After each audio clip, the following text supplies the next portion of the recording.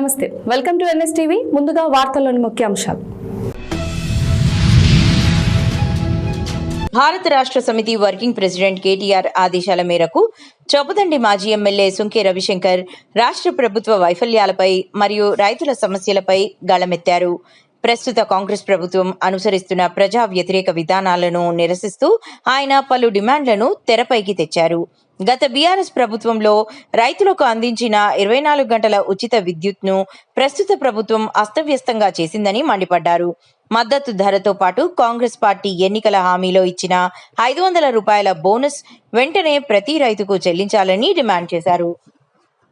మరి ఈ రాష్ట్రంలో జరుగుతున్నటువంటి రైతుల మీద జరుగుతున్నటువంటి ఒక దోపిడీ, రైతులను అణిచివేస్తున్నటువంటి ఈ యొక్క రైతు వ్యతిరేక ప్రధాన అంశాలు, రైతు వ్యతిరేక విధానాలు ఏవైతే ఈ రాష్ట్రం అవలంబిస్తుందో, ఎన్నికల కంటే ముందు మరి రేవంత్ రెడ్డి చెప్పినటువంటి అంశాలు ఏవేవైతే ఉన్నాయో వాటిని ఒక్కటి కూడా నెరవేర్చకుండా ఇవాళ మరి రేవంత్ రెడ్డి చేస్తున్నటువంటి అంశాలు నిజంగా మళ్ళీ తెలంగాణ రాష్ట్రం రాకముందు ఎట్లయితే తెలంగాణలో కరెంటు లేకుండే, అదేవిధంగా నీళ్లు లేకుండే, అదేవిధంగా పంటలు కూడా ధాన్యాన్ని కొనుగోలు చేసేటువంటి పరిస్థితి లేకుండే, తెలంగాణలో ఆకలి చావులు ఆత్మహత్యలు ఉన్నటువంటి పరిస్థితిని తిరిగి మళ్ళీ ఈ రాష్ట్రంలో రేవంత్ రెడ్డి గారి పాలనలో ఒక అద్భుతమైనటువంటి రైతు విధానాలను ఎంత గొప్పగా అంటే దేశ చరిత్రలో ఎక్కలేనటువంటి విధంగా అమలు చేస్తామని చెప్పి మాది రైతు ప్రభుత్వం అని గప్పాలు కొట్టినటువంటి రేవంత్ రెడ్డి సర్కార్ ఇవాళ ఎటువంటి పరిస్థితికి వచ్చిందంటే ఎన్నికల కంటే ముందేమో ప్రతి ధాన్యం గింజ కొంటాం అని చెప్పినటువంటి రేవంత్ రెడ్డి నిన్న మొన్న 15 రోజుల కింద కూడా చివరి ధాన్యం కింద వరకు కొనుగోలు చేస్తామని చెప్పి నిన్న పలు పత్రికలలో అన్నిట్లో కూడా ఇదే ప్రధాన శీర్షికగా రావడం నిజంగా ఈ రేవంత్ రెడ్డి మోసానికి, రేవంత్ రెడ్డి చేసినటువంటి రైతుల వ్యతిరేక విధానాలకు తార్కాణం. కేంద్రం కోట ఎంతో అంతే పంట కొంటామని రేవంత్ రెడ్డి ప్రకటించారు. ఇది ఒక్క పత్రికలో కాదు, ఈ అన్ని పత్రికలలో కూడా ఇదే మనం చూస్తున్నాము. ప్రతి గింజ కాదు కోటా మేరకే కొంటాం, పంటల కొనుగోలుపై రాష్ట్ర ప్రభుత్వం కీలక నిర్ణయం అని మనం అన్ని ప్రధానమైన పత్రికలలో, టీవీలలో మనం చూడడం జరిగింది. మరి ఎన్నికల కంటే ముందు లేదా ప్రభుత్వం ఏర్పడిన తర్వాత నిన్న మొదటి వరకు కూడా ఈ రేవంత్ రెడ్డి ఏం చెప్తాడు, ప్రతి ధాన్యం మీద కొంటామంటాడు. అంటే ఆయన ఎప్పుడు ఏం మాట్లాడుతాలో తెలియని ఒక తుగ్లక్ తుపాకిరామని పాలన ఈ రాష్ట్రంలో కొనసాగుతున్నందుకు నిజంగా చాలా బాధాకరంగానే ఉంది. ఎందుకంటే ఒడ్డెక్కినాక ఓడమల్లనా, ఒడ్డెక్కినాక బోడమల్లనా అనే మీద రేవంత్ రెడ్డికి కరెక్ట్ సూట్ అవుతుంది. 10 ఏళ్ల కింద 12 ఏళ్ల కింద ఎటువంటి పరిస్థితి ఈ తెలంగాణ రాష్ట్రంలో దాపురించి ఉండేనో, కేసీఆర్ గారు వచ్చిన తర్వాత ఎంత అద్భుతమైన తెలంగాణ, రైతు కంటి నిండా నిద్రపోయింది. 24 గంటల కరెంట్ అయితేంది, రైతు బంధు అయితేంది, ఇలా అనేక సంస్కరణలు తీసుకొచ్చి మరి కాళేశ్వరం లాంటి ఒక ప్రాజెక్టులను నిర్మాణం చేసుకొని చెరువులన్నీ కూడా తవ్వుకొని, మిషన్ కాకతీయ ద్వారా చెరువులన్నీ కూడా తవ్వుకొని మరి వాగులలో, వంకళ్ళల్లో అన్నిట్లలో కూడా చెక్ డ్యాములు నిర్మాణం చేసుకొని భూగర్భ జలాన్ని పెంచుకొని ఒకప్పటి తెలంగాణలో తాగే నీళ్ళ కోసం కటకట ఉన్నటువంటి పరిస్థితి, తాగునీళ్ళు లేక సాగునీళ్ళు లేక తెలంగాణ ప్రాంతం నుంచి అనేక జిల్లాలు వలసలు పోయినటువంటి పరిస్థితి నుంచి మళ్ళీ వలసలు వాపసు తీసుకొచ్చినటువంటి ఘనత కేసీఆర్ గారు. చిత్తూరు జిల్లా పూతలపట్టు నియోజకవర్గం బంగారుపాలెం మండల కేంద్రంలో శుక్రవారం సాయంత్రం ఆందోళనకర ఘటన చోటు చేసుకుంది. మండల కేంద్రంలోని పోలీస్ స్టేషన్ ఎదుట సాయంత్రం 4:47 ఓ ప్రైవేట్ పాఠశాలకు చెందిన స్కూల్ బస్ విద్యార్థులను తీసుకువెళ్తూ నడి రోడ్డుపై ఒక్కసారిగా నిలిచిపోయింది. బస్సు సాంకేతిక లోపంతో ఆగిపోవడంతో విద్యార్థులు, స్థానికులు కలిసి బస్సును రోడ్డు పక్కకు నెట్టిన పరిస్థితి ఏర్పడింది. ఒకవేళ వెనుక నుంచి వచ్చే వాహనాలు బస్సును ఢీకొంటే విద్యార్థుల ప్రాణాలకు ముప్పు వాటిల్లేదని స్థానికులు ఆందోళన వ్యక్తం చేశారు. అసలు ఫిట్నెస్ లేని, సరిగా నిర్వహణ చేయని స్కూల్ బస్సులు రోడ్లపై తిరుగుతున్న మండల విద్యాశాఖ, రవాణా శాఖ అధికారులు పట్టించుకోవడం లేదని స్థానికులు విమర్శిస్తున్నారు. ఇలాంటి కండిషన్ లేని వాహనాలకు ఫిట్నెస్ సర్టిఫికెట్లు, పర్మిట్లు ఎలా జారీ చేస్తున్నారో అధికారులు సమాధానం చెప్పాలని డిమాండ్ చేస్తున్నారు. స్కూల్ విద్యార్థుల భద్రత విషయంలో సంబంధిత శాఖలు తక్షణమే స్పందించి స్కూల్ బస్సుల ఫిట్నెస్ పై ప్రత్యేక తనిఖీలు నిర్వహించాలని ప్రజలు కోరుతున్నారు.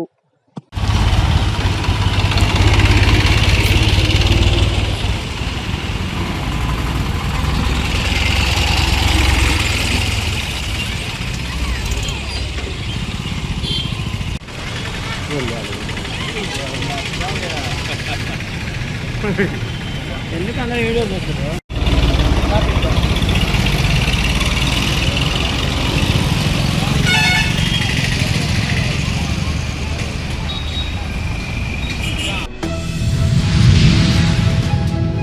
స్వచ్ఛాంధ్ర స్వర్ణాంధ్రలో భాగంగా ప్రతి నెల 3వ శనివారం నిర్వహించే కార్యక్రమాన్ని కాకినాడ రూరల్ మండలం తిమ్మాపురం గ్రామం సతీష్ చంద్ర నగర్లో నిర్వహించారు.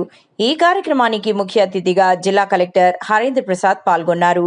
పంచాయతీ పరిధి పారిశుద్ధ్య పనులు గ్రామ ప్రజలకు ఏ విధంగా అందుతున్నాయో జిల్లా కలెక్టర్ స్వయంగా ప్రజలను అడిగి తెలుసుకున్నారు. పారిశుద్ధ్య కార్మికులు, పంచాయతీ కార్యదర్శి, మండల అభివృద్ధి అధికారులతో జిల్లా కలెక్టర్ స్వచ్ఛ ప్రతిజ్ఞ చేయించారు.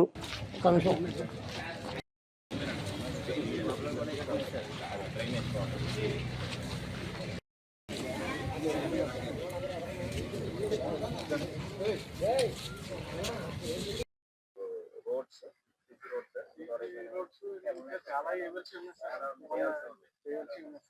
మన లాస్ట్ ఇయర్ ఒక 8 కోట్ల వరకు ఎమ్మెల్యేగా పనిచేస్తారు. అందులో కొన్ని హౌసింగ్ కాలనీలో ఎక్కువ చెత్త ఇంకొక మూడో రకం కూడా వచ్చింది ఇప్పుడు. హానికరమైన చెత్త అని శానిటేషన్ వేస్ట్ అవన్నీ ఉంటాయి కదా, శానిటరీ నాప్కిన్స్ కానీ, ఇంజెక్షన్స్ అలాంటివి, అవంతా కొంత విడగొట్టి ఇస్తే వాళ్ళకి ఈజీ అవుతుంది. ఓకే, బాగానే బాగానే ఉన్నాయి. మీరు బయట వేయట్లేదు, అదే గొప్ప విషయం. చాలా మంది బయట వేసేస్తారు. ట్రైన్ కూడా మన బిట్టు వరకు మనం కొంత శుభ్రం చేసుకుంటే, విధానం వరకు మన ఇంటి ముందు వరకైనా చేసుకుంటే చాలు. ఇప్పుడు 50 ఇల్లు చేస్తే అది ఒక 100 లీటర్లు 200 లీటర్లు కవర్ అయిపోతుంది. వాళ్ళకి ఇది బరువు తగ్గుతుంది, వాళ్ళకి మొత్తం కాన్సన్ట్రేట్ చేయవచ్చు.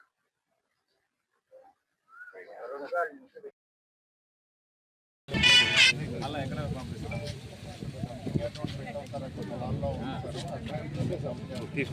కట్టడానికి ప్లేస్ ఉంది. ఆ పరిసరాల పరిశుభ్రత కొరకు ప్రతిరోజు కొంత సమయం కేటాయిస్తానని నా వంతు కృషిగా స్వచ్ఛత కార్యక్రమాలు కొరకు శ్రమదానం చేసి పరిశుభ్ర ఆంధ్రప్రదేశ్ సాధించే సంకల్పానికి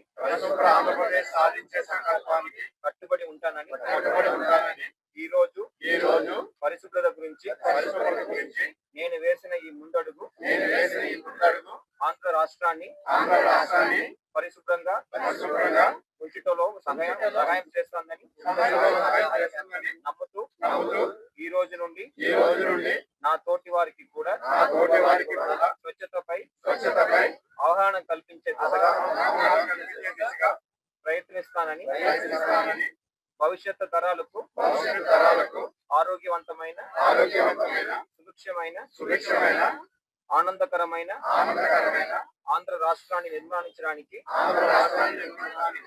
నాతో మొదలైన ఈ నిర్ణయం ద్వారా నా రాష్ట్రాన్ని స్వర్ణాంధ్ర స్వచ్ఛాంధ్రగా తీర్చిదిద్దానని, నా వంతు కృషి చేస్తానని ప్రమాణం చేస్తున్నాను. హనుమకొండలోని గుండ్ల సింగారంలో ఈరోజు తెల్లారుజామున 5 గంటలకు సిపిఐ ఆధ్వర్యంలో గుడిసెలు వేసుకుని నివసిస్తున్నారు.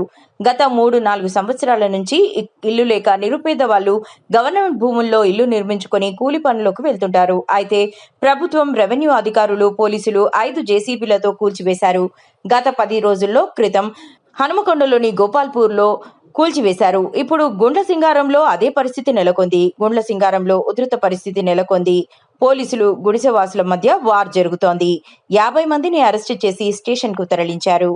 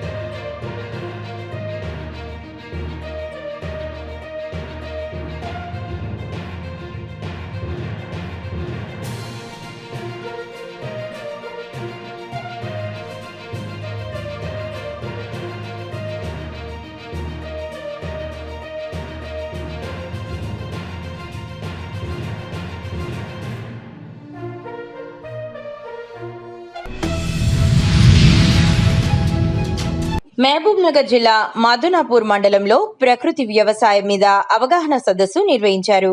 ఈ కార్యక్రమంలో ముఖ్య అతిథిగా ఎంపీ డీకే అరుణ పాల్గొన్నారు.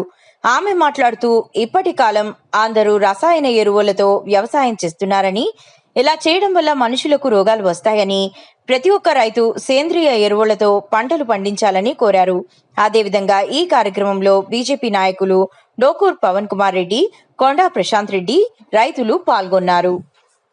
అభియాన్ కార్యక్రమం కింద ఈరోజు మహబూబ్ నగర్ జిల్లాలో ఈరోజు మదనాపురం గ్రామంలో కృషి విజ్ఞాన కేంద్రంలో కేవీకేలో ఈ యొక్క సమావేశాన్ని, ఆర్గానిక్ రైతులతో సమావేశాన్ని ఏర్పాటు చేయడం జరిగింది. ఈ యొక్క ఆర్గానిక్ రైతులకు కేంద్ర ప్రభుత్వం ద్వారా అందిస్తున్నటువంటి అన్ని పథకాల గురించి, వాళ్ళకు సమగ్ర అభివృద్ధి గురించి, వారికి కేంద్ర ప్రభుత్వం ద్వారా అందిస్తున్నటువంటి ప్రతి పథకాల విషయంలో కూడా ఈరోజు ఇక్కడ అవగాహన కల్పించడం జరిగింది. ఈరోజు ఈ వాళ్ళకు సారవంతమైనటువంటి భూములన్నీ కూడా ఇవాళ పెద్ద ఎత్తున కెమికల్స్ వాడడం వల్ల, మందులు వాడడం వల్ల ఆ యొక్క భూసారాన్ని కోల్పోవడమే కాకుండా నిస్సారవంతమైనటువంటి భూమిగా తయారైతా ఉంది. కాబట్టి ఆర్గానిక్ ఎరువుల ద్వారా, అంటే గోమూత్రం కానివ్వండి, జీవామృతం కానివ్వండి, అదేవిధంగా స్వతహాగా తయారు చేసుకున్నటువంటి మందులు కానివ్వండి, సో వీటి ద్వారా మన యొక్క కూరగాయ అంటే వెజిటబుల్స్ కానీ, పండ్ల తోటలకు కానీ, లేదా వరి ధాన్యం పంట పప్పు దినుసుల పంటలకు కానీ అన్నిటిపైన కూడా ఈరోజు ఒక అవగాహన కల్పించడానికి ఇక్కడ సమావేశాన్ని ఏర్పాటు చేయడం జరిగింది. ఆర్గానిక్ పంటలు పండించాలని, ఎందుకంటే దీనివల్ల మన ఆరోగ్యమే అంటే భూమి యొక్క సారాన్ని కాపాడుకుంటూ, భూమి ఆరోగ్యాన్ని కాపాడుకుంటూ, మన ఆరోగ్యాన్ని కూడా కాపాడుకుంటూ, ఈ దేశం యొక్క ప్రజల ఆరోగ్యాన్ని కాపాడడానికి ఈ యొక్క భూమి సహజవంతమైనటువంటి మన భూములను ఈరోజు భూసారాన్ని కోల్పోతున్నాయి. కెమికల్స్ ఎక్కువ వాడడం వల్ల, యూరియా కానీ, డిఏపి కానీ అనేక రకాల మందులు వాడడం వల్ల ఈరోజు పెద్ద ఎత్తున మరి భవిష్యత్తులో అనేకమైనటువంటి రోగాలని ప్రజలు ఎదుర్కొనేటటువంటి అవసరం ఉంది. కాబట్టి తొందరగానే మేలుకొని ఈ యొక్క భూముల్లో సారవంతమైన భూములను తయారు చేయడానికి మరి ప్రతి ఒక్క రైతు తమ ఇంట్లో పశు సంపదని పెంచుకునే విధంగా కనీసం ఒక్కొక్క ఇంట్లో ఒక్కొక్క ఆవును కానీ లేదా గేదెని కానీ పెంచుకొని దాని ద్వారా వచ్చేటటువంటి ఎరువుల ద్వారా వాళ్ళ యొక్క పొలం ఎకరా ఉందా, 2 ఎకరాలు ఉందా, 10 ఎకరాలు ఉందా, వాళ్ళకు ఉన్నటువంటి వ్యవసాయ భూములకు అనుగుణంగా పశు సంపదను పెంచుకునేటటువంటి విధంగా కూడా వారికి ఇవాళ అనేక సూచనలు, సలహాలు ఇవ్వటం జరిగింది. రాష్ట్ర ప్రభుత్వం ప్రతిష్టాత్మకంగా చేపట్టిన స్వర్ణాంధ్ర, స్వచ్ఛాంధ్ర కార్యక్రమంలో భాగంగా రాజంపేటలోని రోడ్లు, భవనాల శాఖ కార్యాలయంలో శనివారం ప్రత్యేక పరిశుభ్రత కార్యక్రమాన్ని నిర్వహించారు. రోడ్లు, భవనాల శాఖ ఎగ్జిక్యూటివ్ ఇంజనీర్ వై సహదేవరెడ్డి ఆధ్వర్యంలో జరిగిన ఈ కార్యక్రమంలో కార్యాలయ ఆవరణతో పాటు పరిసర ప్రాంతాలను అధికారులు, సిబ్బంది కలిసి శుభ్రపరిచారు. ఈ సందర్భంగా ఆయన మాట్లాడుతూ, పరిశుభ్రమైన వాతావరణం ఆరోగ్యకరమైన సమాజానికి పునాది అని, ప్రతి ఉద్యోగి తమ కార్యాలయాలను, పరిసరాలను ఎల్లప్పుడూ పరిశుభ్రంగా ఉంచుకునే బాధ్యత తీసుకోవాలని సూచించారు.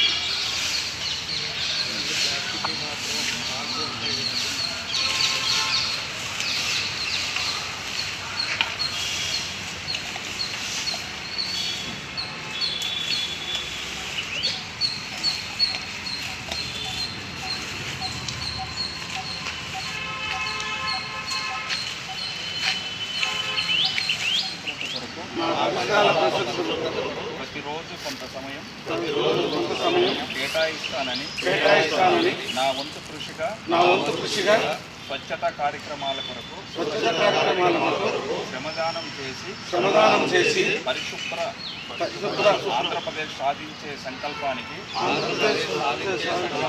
కట్టుబడి ఉంటానని ఈ రోజు పరిశుభ్రత గురించి నేను వేసిన ఈ ముందడుగు ఆంధ్ర రాష్ట్రాన్ని పరిశుభ్రంగా ఉంచటంలో సహాయం చేస్తుందని నమ్ముతూ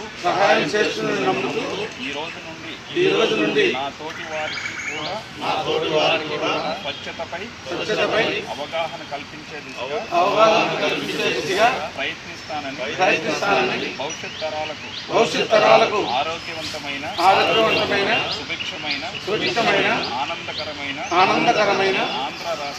ఆంధ్ర రాష్ట్రాన్ని నిర్మించడానికి నాతో మొదలైన ఈ నిర్ణయం ద్వారా నా రాష్ట్రాన్ని స్వర్ణాంధ్ర స్వచ్ఛాంధ్రగా తీర్చిదిద్దేటట్లు నా వంతు కృషి చేస్తానని ప్రమాణం చేస్తున్నాను.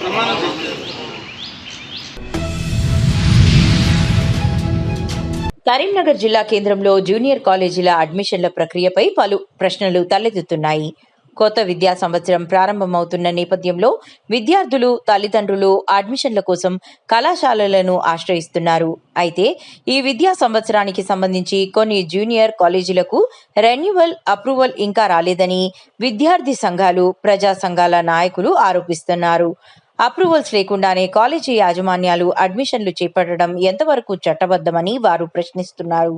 ఒకవేళ అడ్మిషన్లు పూర్తయిన తర్వాత సంబంధిత కాలేజీలకు అనుమతులు రాకపోతే అందులో చేరిన విద్యార్థుల విద్యా భవిష్యత్తుకు ఎవరు బాధ్యత వహిస్తారని నిలదీస్తున్నారు. అడ్మిషన్ తీసుకునే ముందు తల్లిదండ్రులు ఆయా కాలేజీలకు ప్రస్తుత విద్యా సంవత్సరానికి సంబంధించిన గుర్తింపు, రెన్యువల్ అనుమతులు ఉన్నాయా లేదా అన్న విషయాన్ని పరిశీలించాలని ప్రజా సంఘాల నాయకులు సూచిస్తున్నారు. ఈ అంశంపై విద్యాశాఖ అధికారుల వివరణ కోరినప్పటికీ వారు స్పందించకపోవడం పలు అనుమానాలకు తావిస్తున్నదని విమర్శలు వ్యక్తమవుతున్నాయి.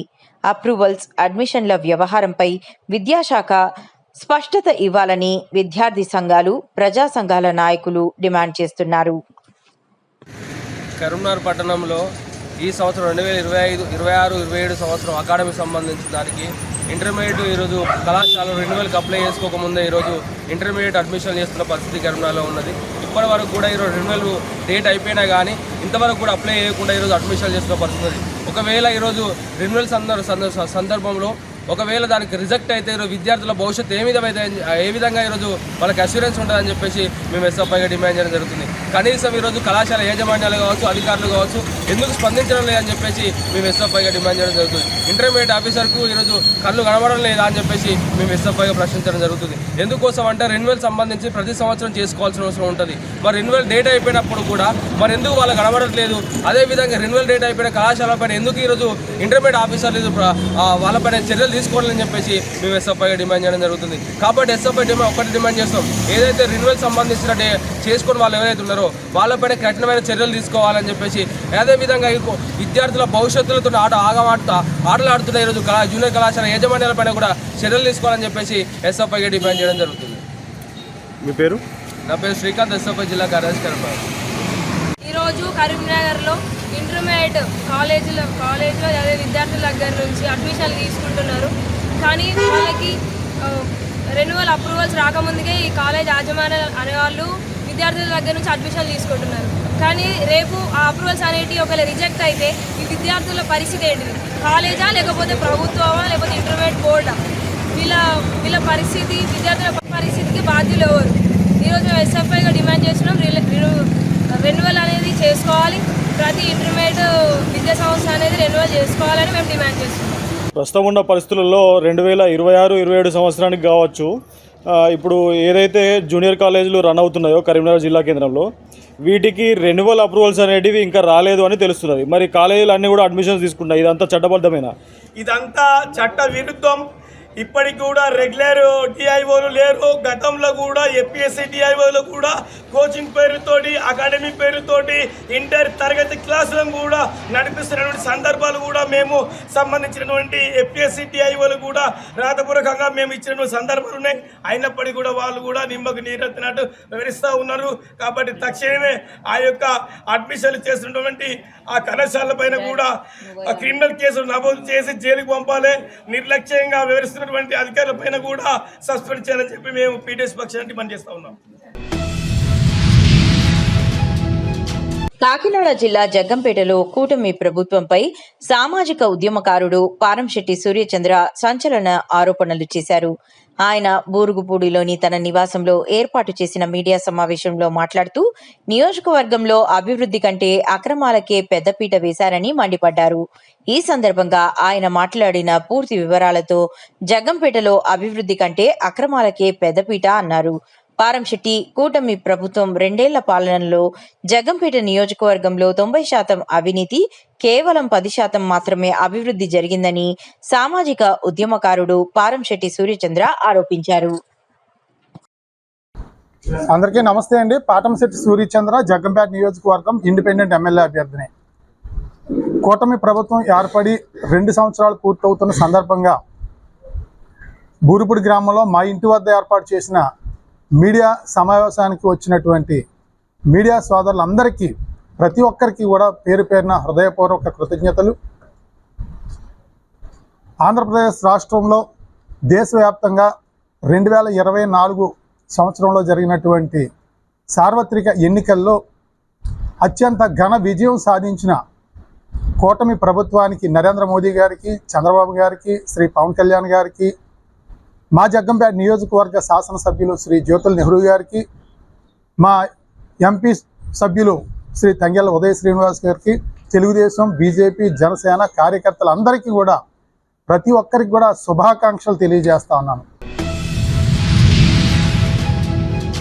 కామారెడ్డి జిల్లా ఎల్లారెడ్డి మున్సిపల్ టౌన్ పరిధిలో తెలంగాణ రక్షణ సేన అధ్యక్షురాలు కల్వకుంట్ల కవిత ఆదేశాల మేరకు కామారెడ్డి జిల్లా అధ్యక్షుడు ఎదురుగండ్ల సంపత్ గౌడ్ అధ్యక్షతన ఎల్లారెడ్డి మండల్ అధ్యక్షుడు అన్నోజీ గాంధీ ఆధ్వర్యంలో జెండా ఆవిష్కరణ కార్యక్రమం జరిగింది.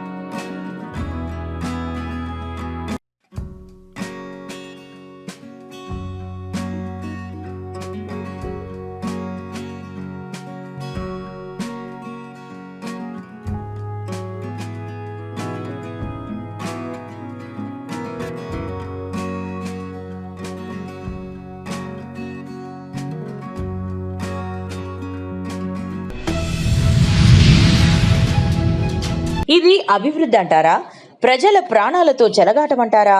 సికింద్రాబాద్ వారసిగూడ ప్రాంతంలోని మహమ్మద్గూడ కాలువ ప్రస్తుతం చెత్తాచెదారంతో నిండిపోయి దుర్వాసన వెదజల్లుతోందని, కాలువ పూడికతీత పనులు పూర్తిగా చేయకపోవడంతో మురుగునీరు నిలిచిపోయి స్థానిక ప్రజలు నరకయాతన అనుభవిస్తున్నారని, చిన్నపిల్లలు, వృద్ధులు అనారోగ్యాల బారిన పడే ప్రమాదం రోజురోజుకు పెరుగుతోందన్నారు.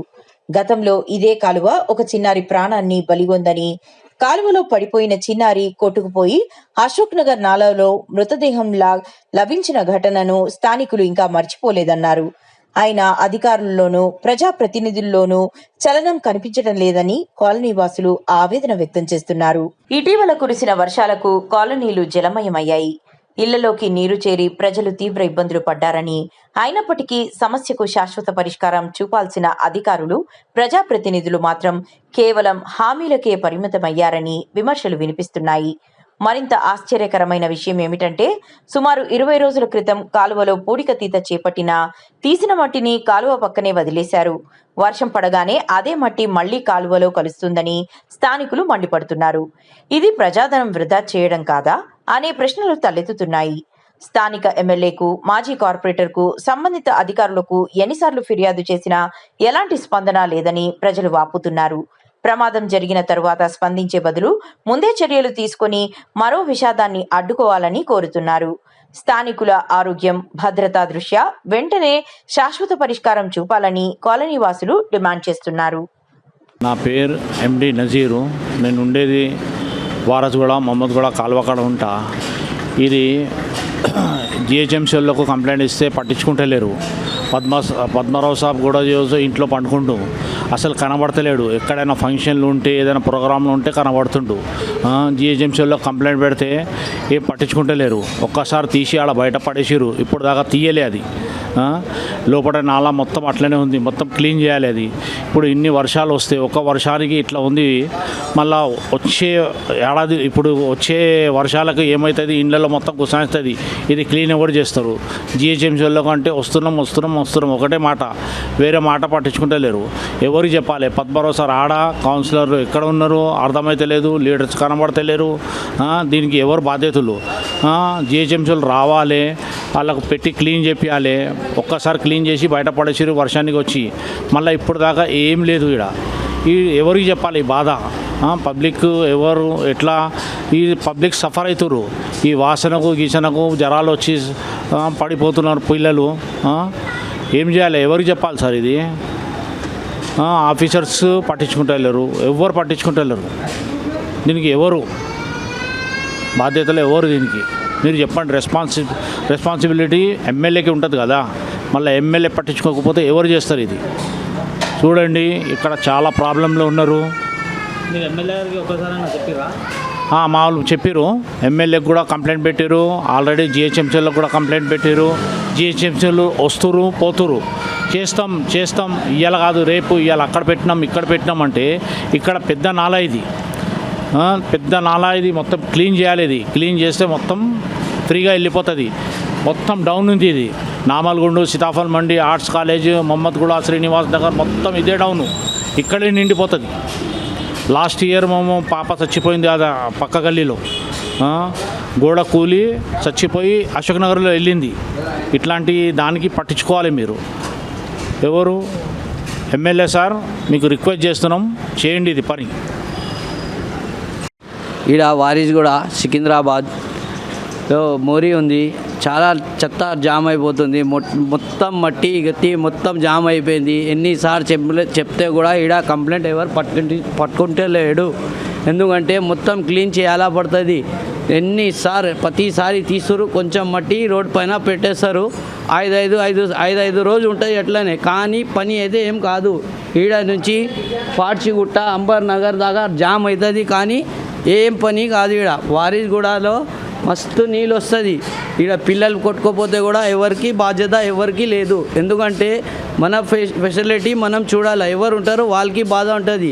ఏ ఏరియా వైస్లో ఏడా ఉంటాడో అక్కడనే పని చేపిస్తేనే మంచిగా అవుతుందని రిక్వెస్ట్ చేసి అడుగుతున్నాం. మీకు తొందర అయిపోతే మంచిగా అవుతుంది.